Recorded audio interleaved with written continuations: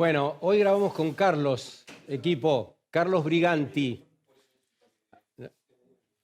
el reciclador urbano. Hace huertas, así empezó, haciendo huerta en la terraza. Empezó mucho antes en Uruguay, ya lo vamos a contar cuando grabemos.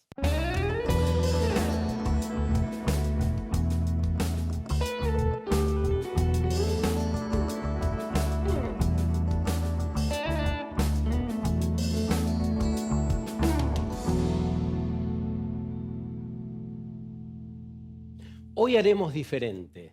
Será casi como un partido de fútbol de dos tiempos, dos generaciones diferentes, dos vínculos diferentes desde lo emocional, veremos de qué característica, y también dos formas de hacer diferentes que se complementan, sobre algo que también iremos descubriendo a lo largo del programa. Una noche con ideas @gmail.com en nuestro mail. La idea es que todo lo que ustedes puedan sentir y que quieran ver reflejada en la pantalla de televisión, lo escriban en un mail, escribirlo. Y yo me comprometo a responder personalmente a cada una de esas personas. No, seguramente no los vamos a nombrar acá en el programa, o nombraremos a alguna persona.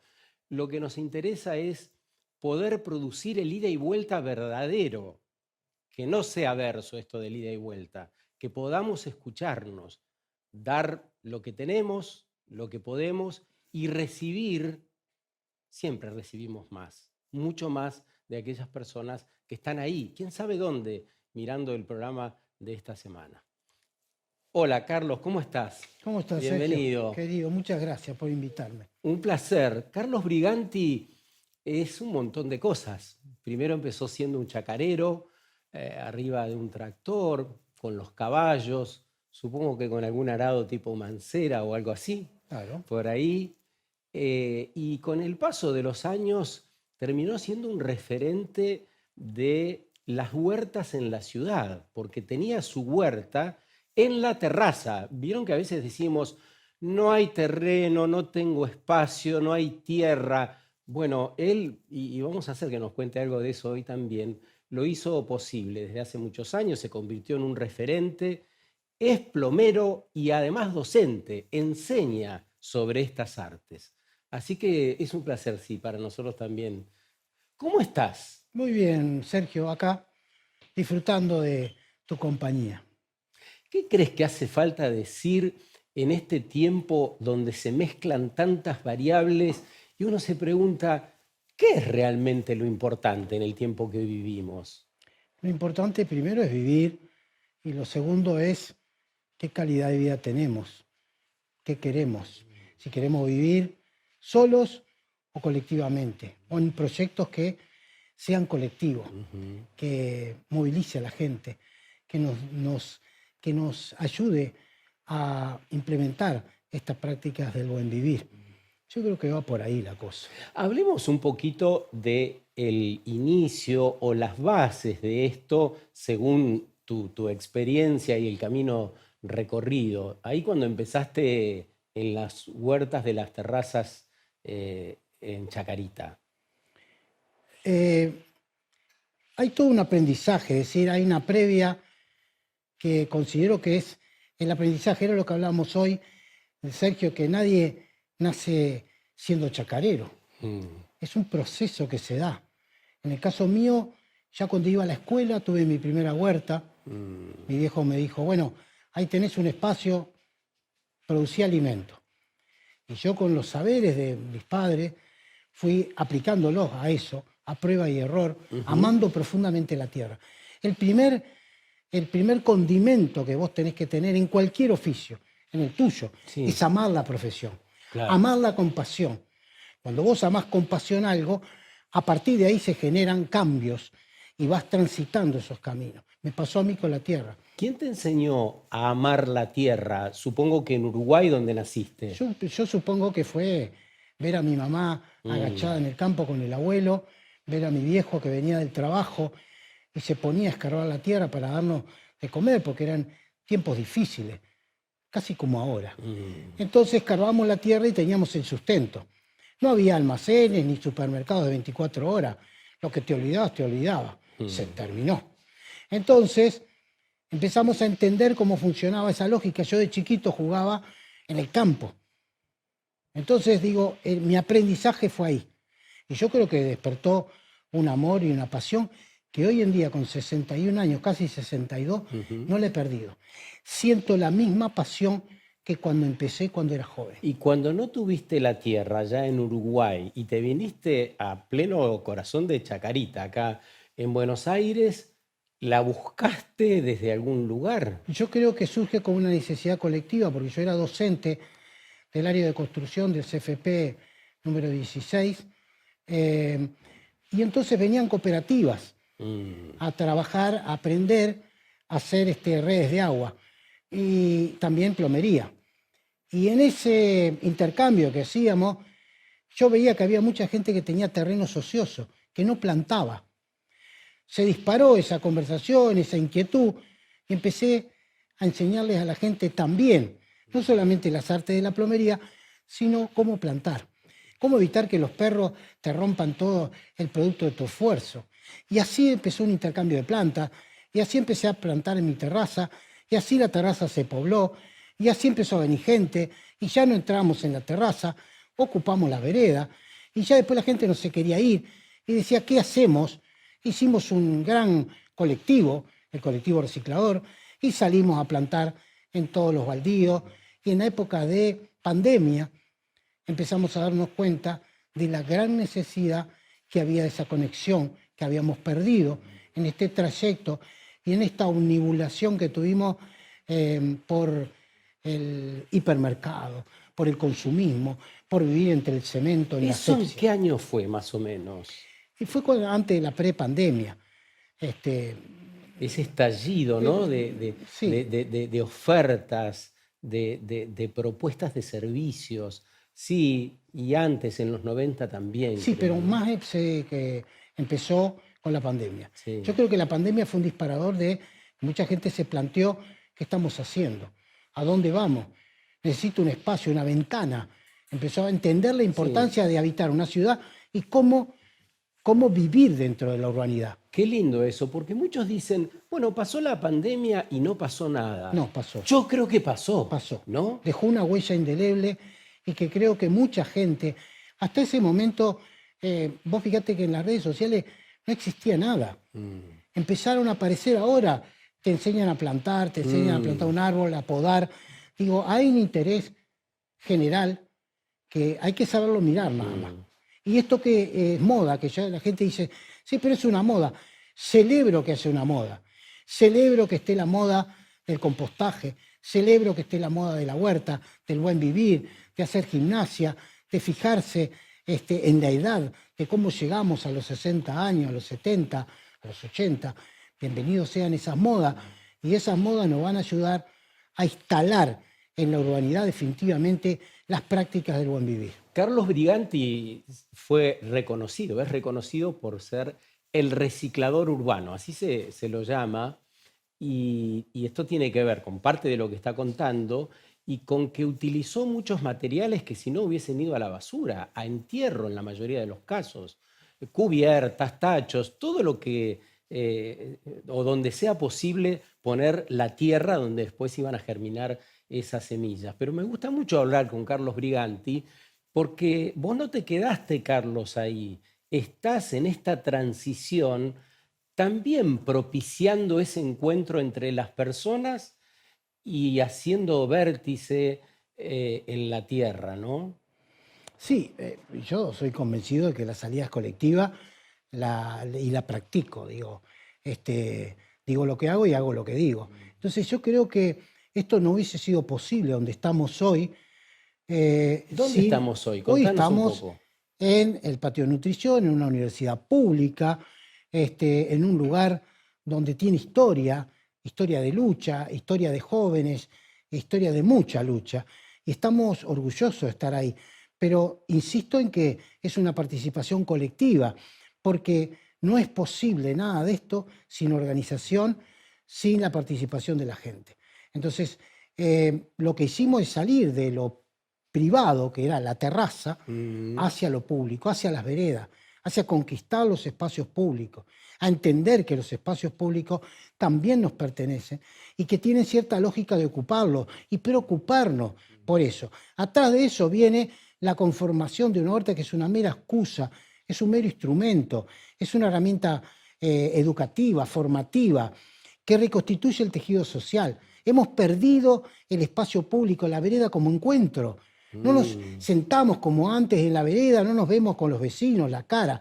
Todo eso, una huerta dispara ese encuentro. Carlos Briganti nos está diciendo que es posible vivir en las ciudades. Claro, es muy difícil imaginar que todas las personas vamos a ir a vivir al campo o donde haya tierra, esa vida que él experimentó cuando era más joven.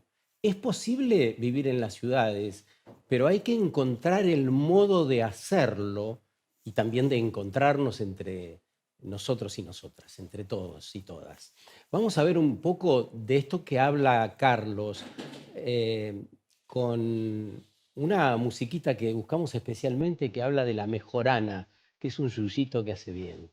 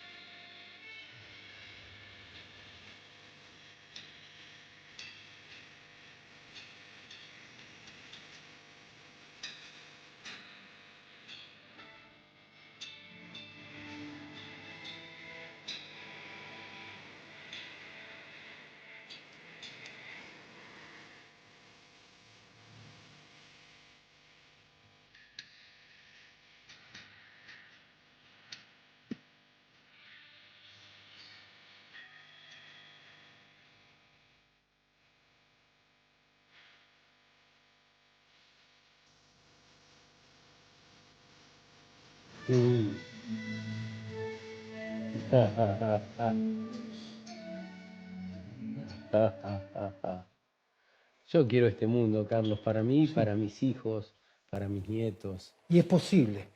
Esta es Lluvia María Eva, se llama, y hace una canción de amor con un ramito de mejorana. ¿Qué relación tiene el amor con esas mariposas y con todo eso que sembraron ahí? Si no hay amor, creo que no hay huerta. No, se manifiesta rápidamente en la vegetación. Digo, yo aprendí con los años a entender que las plantas eh, hay una simbiosis. No, no sé explicarlo bien, hay muchas teorías al respecto. Lo que sí sé que esa huerta es producto del amor. Cuando pisás ahí hay un cambio, hay una energía, hay una transformación, que esa es la naturaleza. Y Mm, entender la naturaleza la entendemos mediante trabajo, mientras hacemos esa simbiosis con la mm, tierra, ¿no? La madre tierra te regala un montón de cosas.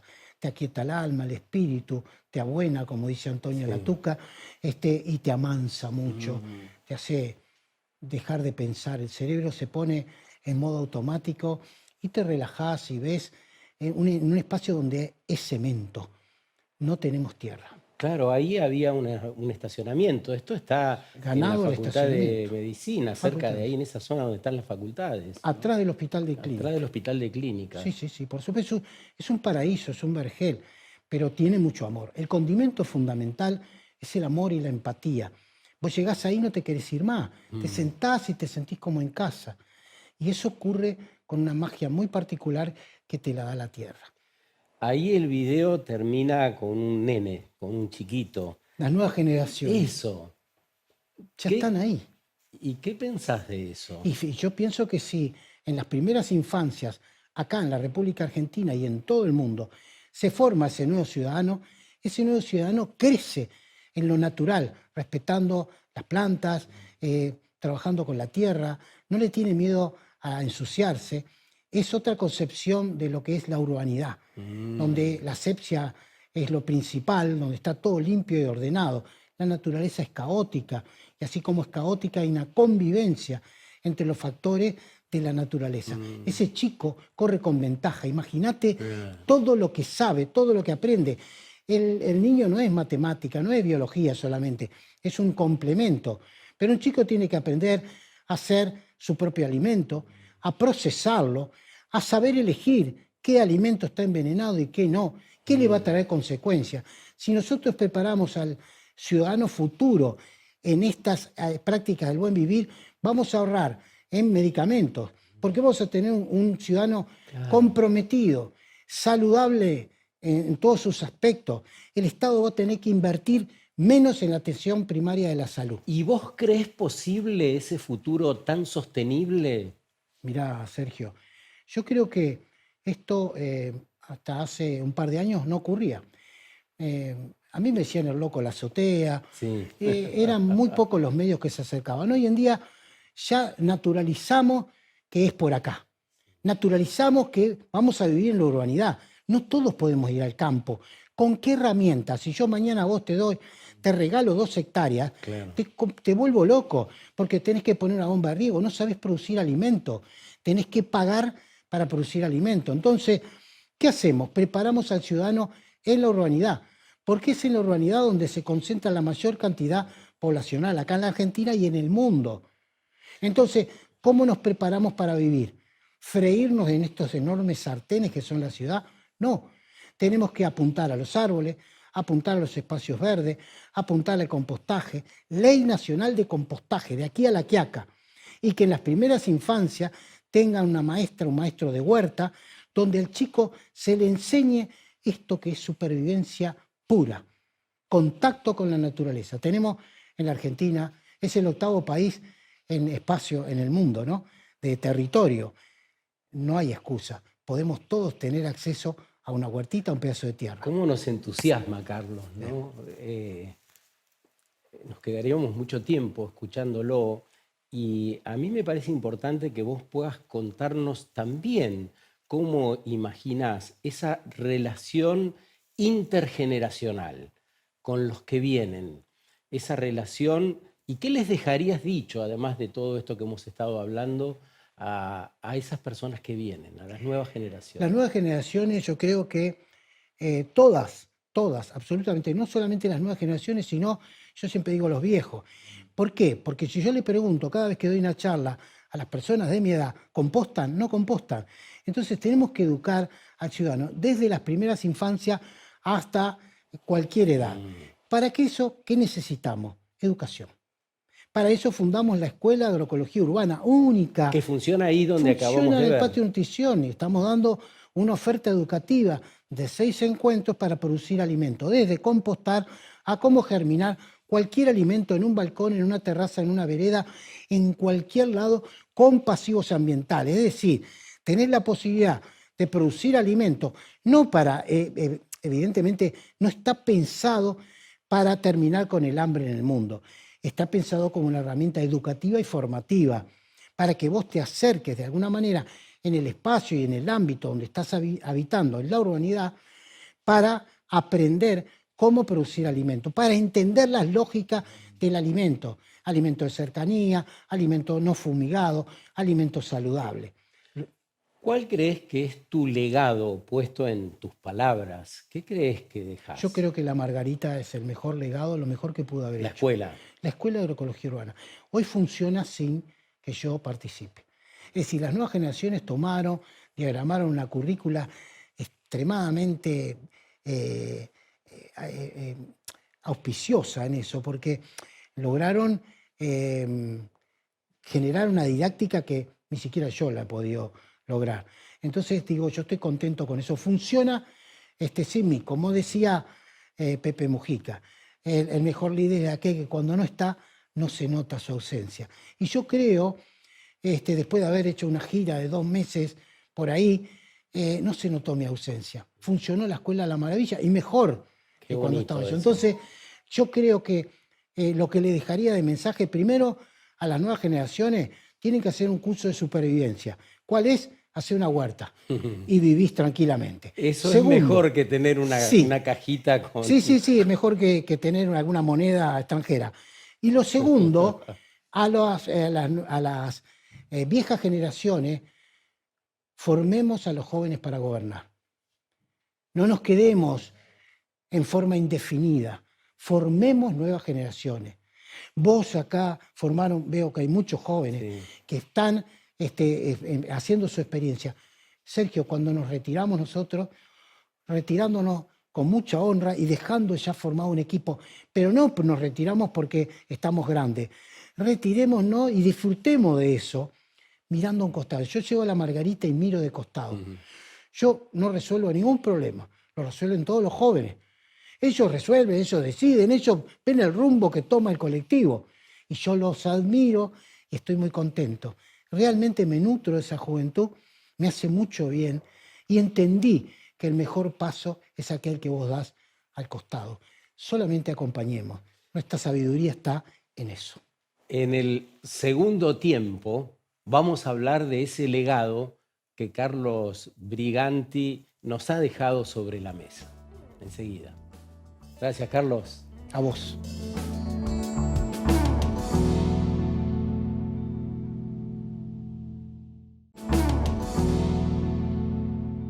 Carlos Briganti, en el primer tiempo, nos habló de la necesidad de conectar con la tierra, de la maestra, la buena maestra que puede ser la naturaleza, de la necesidad de conectarnos intergeneracionalmente y habló de su legado.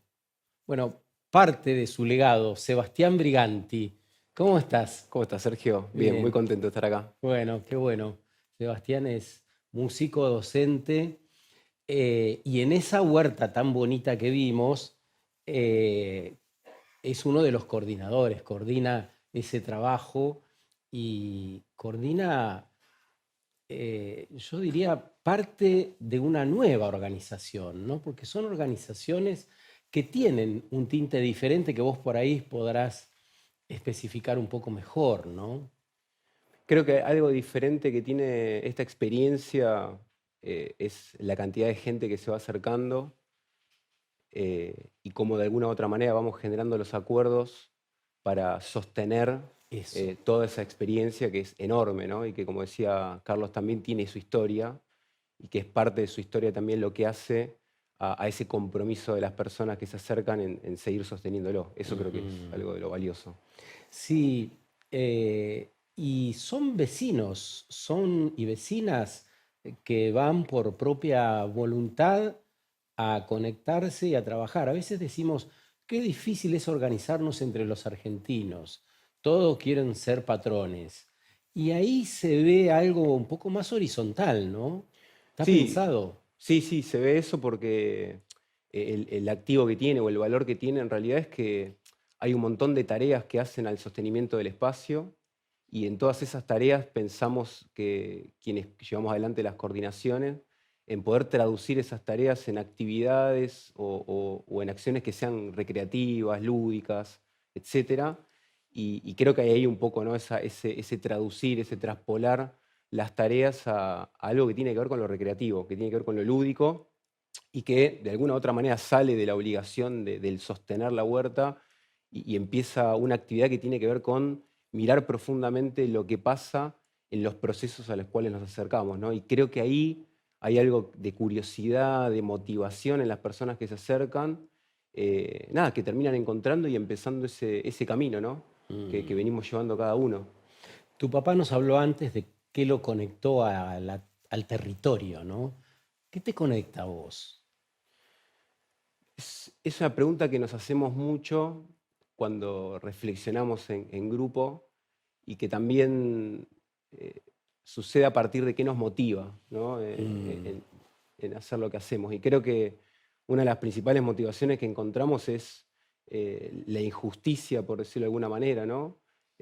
Aquellas cosas que creemos que están mal, que hay que cambiar, que no podemos concebirlas como tal porque hay personas en el medio, porque, bueno, una serie de injusticias que nos motivan a pensar esto, ¿no? Bueno, qué mejor manera tenemos de acercarle a la gente cómo producir su alimento, pero que por ahí en esa pregunta también se encuentre con cómo se está alimentando, ¿no? O quiénes nos están alimentando, mm. quiénes producen el alimento que estamos comiendo hoy, que empiezan a aparecer preguntas, ¿no? Que me parece que también es lo más importante de esta experiencia, que es que nos generan preguntas todo el tiempo y que tratamos de buscar respuestas en ese hacer colectivo y no de generar diagnósticos, que es un poco también de lo que estamos un poco cansados, ¿no? Porque nos lleva a la inacción, ¿no? Entonces, Qué creo que lo lindo principal eso, es la ¿no? motivación. De no tener un método cerrado, sino que vaya avanzando a través de las preguntas. Este es un tiempo de preguntas, ¿no? Es un tiempo de preguntas. Es un tiempo de preguntas, y sobre todo con la pregunta, poner en jaque Eso. todas las cosas que de alguna u otra manera creímos que funcionaban así, ¿no? Que tal vez algunas se tradujeron en creencias y empezamos a desarmarlas, ¿no? Empezamos a entender, a estudiar, a reflexionar, pero sobre todo en grupo. No concebimos de alguna u otra manera construir una experiencia o llegar a responder alguna pregunta en soledad, ¿no? Acá es en grupo. ¿Puedes hablarnos un poco de la organización de ese grupo? ¿Cómo es una organización donde hay juego, hay divertimento, hay trabajo y hay resultados, ¿no? Bueno, es un grupo que de alguna u otra manera para llegar a pensar en el grupo que tenemos hoy es una historia, es un recorrido Ujú. y en el medio de ese recorrido las personas se fueron sumando a partir de eso, de su voluntad y de empezar a encontrar en ese espacio, en el patio de nutrición, un lugar de pertenencia, un espacio que hoy podríamos pensar que es un club, un espacio recreativo, pero también un espacio terapéutico. Tiene muchísimos como propósitos. Y a lo largo de estos años, con esas personas que fueron comprometiéndose en sostener toda la experiencia, fuimos encontrando roles, fuimos encontrando distintas responsabilidades, ir detectando cuáles eran las necesidades que teníamos que cubrir Ujú. en función de la gente que se acercaba. Es una experiencia que en estos últimos años creció un montón, creció mucho, y eso todo el tiempo nos trae formas Mm. bueno, de tal vez corrernos de la actividad en la que veníamos haciendo y por ahí dejarle paso a alguien que se Mm. viene sumando, entonces acompañar a esa persona que se viene sumando. La calidad de esa organización tiene que ver con las fortalezas personales o con la fortaleza del grupo. Digamos, ¿qué está primero? Yo creo que hay muchas cosas que están primero. Yo creo que está sucediendo todo en el mismo tiempo, ¿no? Mm, Porque cuando sucede algo que nos demanda atención para poder resolver un problema puntual, no siempre tenemos las herramientas para resolverlo eh, y siempre entendemos que la mejor forma es eso, en la grupalidad, ¿no? Poder tener distintos puntos de vista. Nada se va a resolver de un día para el otro, todo también es un proceso. Entonces, también soltamos un poco la idea de que las cosas son así claro. y que de alguna manera necesitan de un tiempo para resolverlas de la mejor manera, pero sobre todo para llegar a un acuerdo, porque no tiene sentido resolver algo de forma unilateral Claro. si no está consensuado. Creo que eso es también como ese contrato de confianza que vamos construyendo día a día. Es un ejercicio, ¿no? Por más que yo sepa que esto podemos hacerlo así porque va a funcionar, el valor y la riqueza está en ponerlo en común porque es ahí donde eso se va a hacer efectivo. y entienden que todo ese proceso es replicable, podría hacerse acá, en Rosario, en cualquier ciudad de la Argentina, Sí, ¿no? sí, y es también lo que nos mueve, lo que nos moviliza de pensar que estas experiencias que vienen sucediendo puedan replicarse en distintos lugares, porque no pensamos la experiencia aislada y como, bueno, Claro. que la gente va y se encuentra y hace huerta, ¿no? Sino que adentro de esa experiencia empiezan transformaciones muy profundas, transformaciones que tienen que ver con los propósitos de vida en los que vamos buscando, ¿no? Los que van apareciendo, y entender que de alguna manera la vida tiene movimiento, ¿no? Que es eso, no Mm, es algo estático, no es algo estable, y que se mueve, ¿no? Y creo que sucede en esos límites, sucede en esos márgenes, ¿no? Cual organismo, cual individuo. claro, te escucho y me haces pensar cuando hablas o hablábamos con Carlos del compostaje, del tirar las semillas, de ver el crecimiento de las plantas, del riego. Paralelamente se va construyendo una narrativa coral de lo que somos. Esas personas están diciéndonos, estamos en este tiempo y hay un modo de hacer las cosas que no es el modo que conocemos o que conocíamos, ¿no? Totalmente, es todo contrario, ¿no? Es todo lo contrario. A veces pensamos que en el patio a veces el tiempo se detiene, podemos ver el tiempo repetido muchas veces porque vemos los mismos cultivos todos los años de alguna u otra manera y ahí tenemos segundas oportunidades todo el tiempo. La no dependencia de la tecnología muchas veces, bueno, la huerta es eso, ¿no? No podés tener las dos manos en la tierra con el celular en la mano, Pero entonces por otro lado, ¿requerís algo de tecnología o no? por ahí requerimos otro tipo de Claro, tecnología, empezamos a resignificar la tecnología, eso. ¿no? Pensamos que un tacho con dos ladrillos y un baldecito, que es lo que Carlos viene promoviendo hace años, eso es tecnología local, es tecnología social. Entonces también ponemos en cuestionamiento ciertas palabras que de alguna manera el sistema nos viene diciendo, che, es por Claro. acá, y lo venimos descubriendo. ¿Y cuál es la relación con la academia y con la ciencia? Bueno, hay un vínculo muy lindo, muy estrecho y también que lo cuestionamos un montón, ¿no? En Porque tensión en también. tensión, claro, porque pensamos que la ciencia tiene que ser digna, que la ciencia tiene que ser para las personas, ¿no? Y que alcanzar esos conocimientos más científicos no necesariamente se alcanzan en la academia, ¿no? Hoy venimos estudiando frente a una cubierta, venimos mirando la Tierra y leyendo la misma bibliografía que se lee en las academias, pero bueno, resignificándola, trabajándola de otra manera, pero sobre todo traduciendo a este relato que mencionabas y que creo que es el relato en el que el colectivo viene reproduciéndose mucho, que es Ujú. el mensaje y la motivación de Carlos en sumarte a hacer estas actividades en la ciudad y que esto abre a un camino, a un proceso que va más allá de por ahí de lo técnico o lo político, sino que también tiene que ver con lo espiritual, ¿no? Y ahí entra un camino de reconocimiento infinito. ¿Qué importancia tiene en todo esto la escucha, la espera, la mirada atenta, el encuentro con el otro? Eso es todo lo que te propone la huerta, de alguna u otra manera.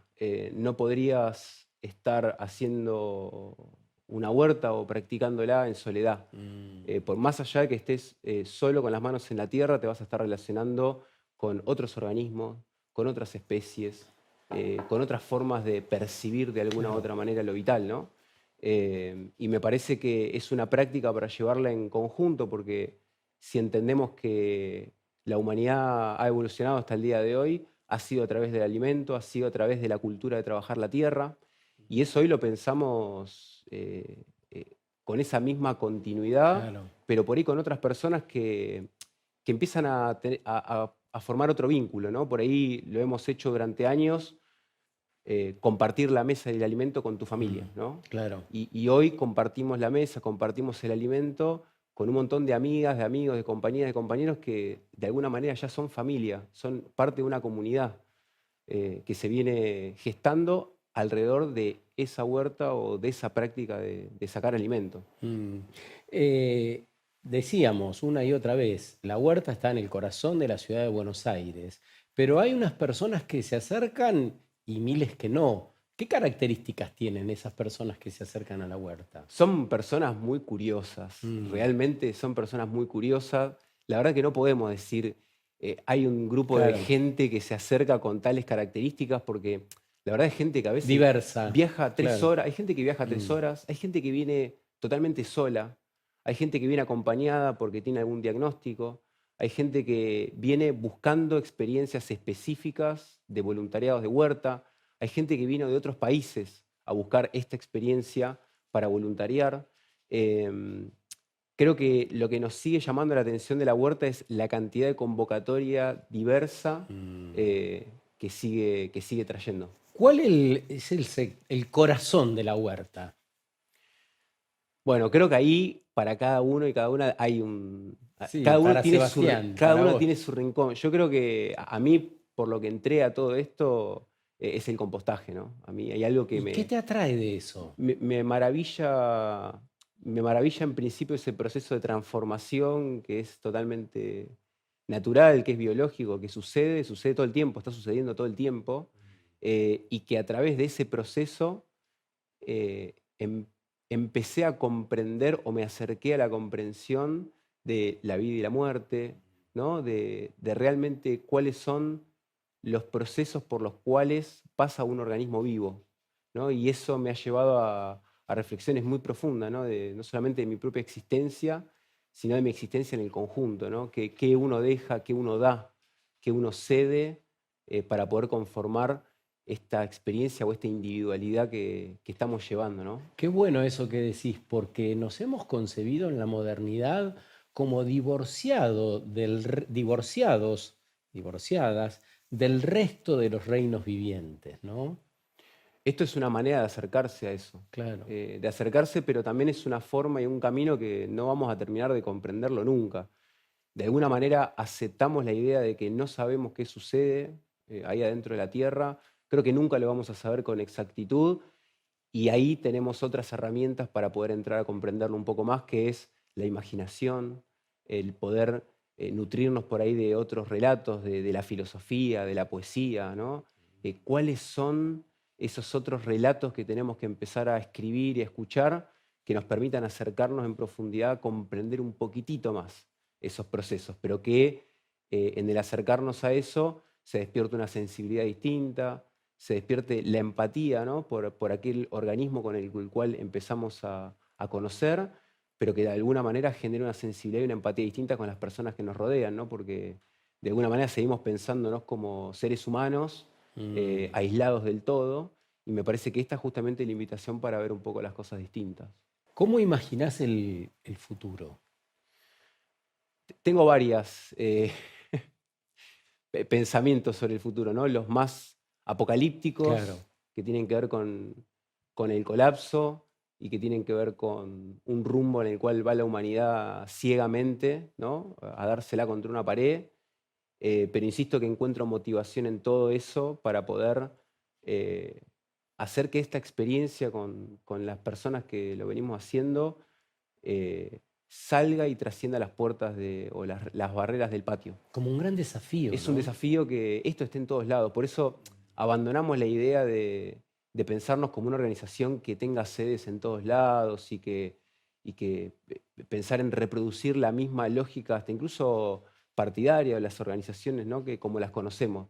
Me parece que lo más rico y lo más potente de esto es que esta experiencia esté en todas las comunas, en todos los barrios, en cada rincón de este país, Con sus porque con sus características, propias claro. características, Con sus porque personas diferenciadas, ¿no? con la historia de su territorio, Exacto. con la historia de sus personas, con la historia de ese espacio en donde se establezca Mm. ese proyecto, que puede ser una huerta, puede ser una cancha de básquet, puede ser una cancha de fútbol, pero lo que tiene que suceder es un espacio de encuentro donde eso que se nos pone adelante de los ojos sea algo que nos pueda hacer correr de todo lo que creemos y de todo lo que de alguna u otra manera nos hizo eh, ser quienes somos hasta ese Mm. momento. Creo que hay que poder soltar por un rato esa idea, aventurarse en eso e ir ahí medio a ciegas, ¿no? Y qué Como difícil son o resultan las transformaciones, ¿no?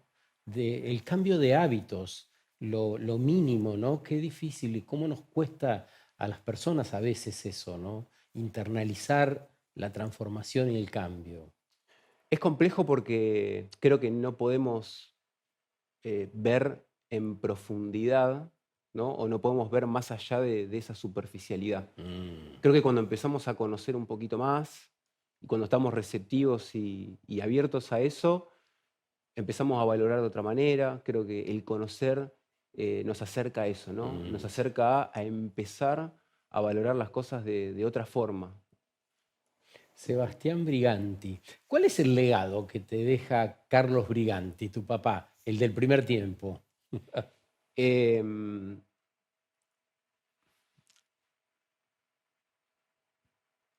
Hay un legado. eh, Creo que encontramos mucha motivación en cómo él nos puso adelante de alguna manera estas prácticas.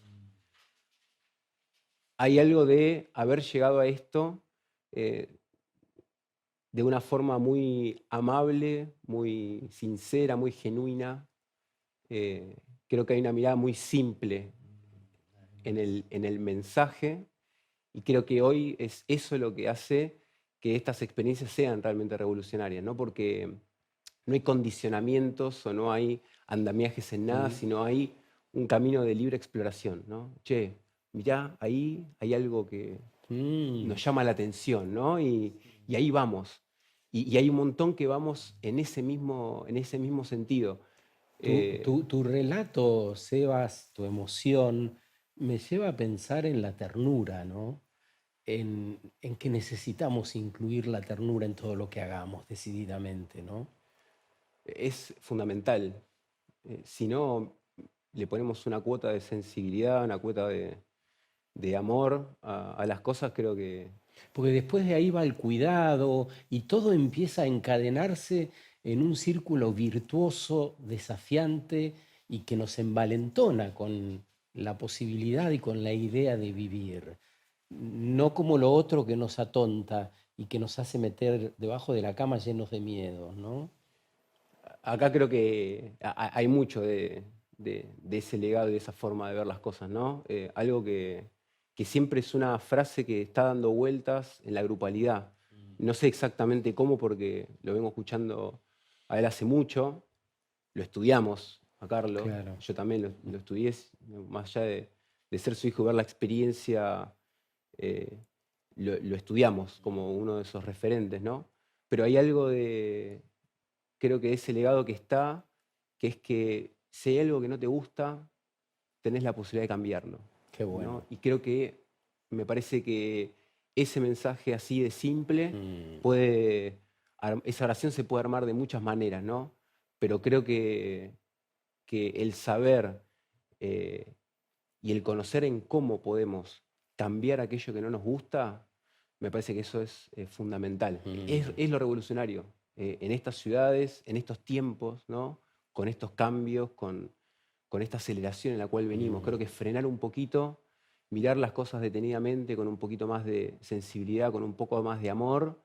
Creo que ese acto ya es revolucionario, ¿no? Hacerlo con personas al lado tuyo y que uno va considerando familia o comunidad, eso es enorme. Mm. Realmente genera mucha gratitud.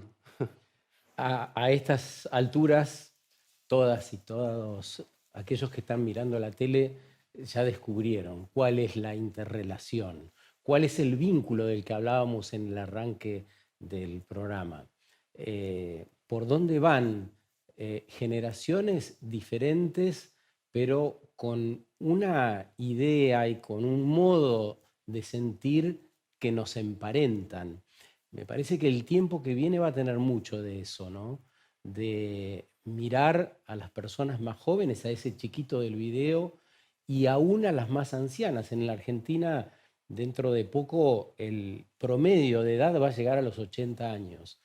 Me parece que una mirada amorosa entre nosotros, entre todos los seres vivientes, incluidas las plantas, los ríos, las mariposas, es lo que viene y necesitamos convivir con cada una de esas cosas. Así que yo Les agradezco especialmente este mensaje. Gracias, Sebas. Gracias por las puertas abiertas de ese espacio, que dicho sea de paso, digamos, cualquier persona que tenga ganas, viva donde viva, puede pasarse ahí por Córdoba y el estacionamiento, ¿no? ¿Dónde está? La dirección de sí. Sí, sí, bueno, el patio de nutrición de la Facultad Sí. de Ciencias Médicas de la UBA, Paraguay y Ascuénaga, Ascuénaga 951, entran por el estacionamiento y se mandan al fondo. Es un espacio que hay que evitarlo, es un espacio Qué bueno. de un edificio público, es un espacio de la Facultad de Ciencias Médicas de la UBA, es un espacio recuperado por sus estudiantes de nutrición y es un espacio que está abierto de lunes a sábado para que se acerquen a mirar las plantas, para que se puedan comer algo rico ahí del bar saludable. Es un espacio para habitar. Es un Eso. espacio para habitar porque en función o en la medida que lo habitemos, ese espacio no va a desaparecer. Así que es importantísimo que puedan acercarse y que Gracias. sigan. Gracias por la vitalidad. Muchas gracias, Sebastián. Nos vemos una noche de estas, cuando ustedes quieran. Ahí estamos. Que la pasen muy bien.